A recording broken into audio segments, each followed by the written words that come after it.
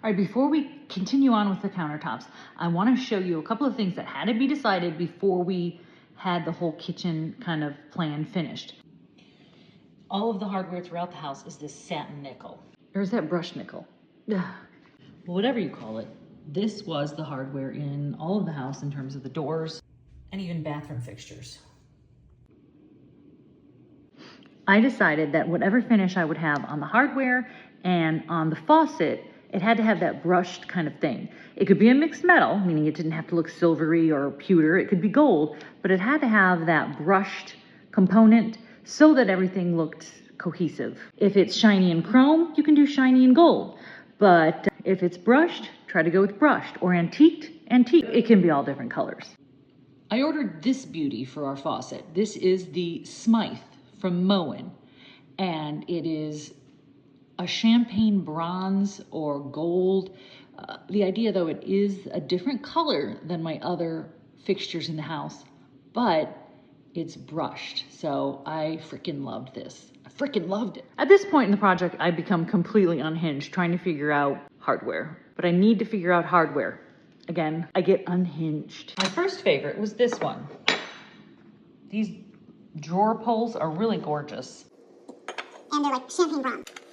But satin nickel is really pretty too. Could that go together? Oh wait, what about these? I love this. This was on my board for a long time. And then I thought, whoa, this is cool. This is cool. I love this little bit more modern look. How about this square one? Yeah, I also enjoyed this satin nickel. This satin nickel, a little bit more modern. And then, oh yeah, champagne bronze again. And look at this one. When I tell you I spent literally hours looking at hardware, putting it on, taking it off, buying samples, returning samples, I would probably be undershooting it. But here's what finally sealed the deal. The cabinets are older, so I wanted to cover as much as I can of them without drilling new holes.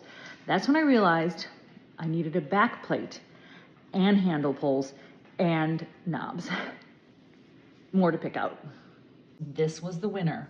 I like that it's got the back plate, so it covers up more of the old cabinet. It is 3-inch center to center. That's the hard part when you don't want to drill new holes. And I did the same with the knobs.